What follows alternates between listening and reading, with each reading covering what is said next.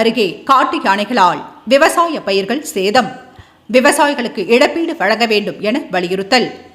திண்டுக்கல் மாவட்டம் பழனி அடுத்த ஆயக்குடி நந்தவனம் அருகே சுரேஷ் என்பவரின் நெல் நாற்று நடவு செய்து அறுவடை செய்யும் நிலையில் இருந்த விவசாய நிலத்தையும் அருகில் சுப்புராஜ் என்பவருக்கு சொந்தமான 17 தென்னங்கன்றுகள் மற்றும் சடையப்பன் என்பவருக்கு சொந்தமான 29 தென்னங்கன்றுகளையும் அவர்களின் விவசாய நிலத்தில் புகுந்து 7 காட்டு யானைகள் நாசம் செய்துள்ளன. தகவல் அறிந்து சம்பவ இடத்திற்கு வந்த வனத்துறையினர் காட்டு யானைகளை விரட்டும் பணியில் ஈடுபட்டனர்.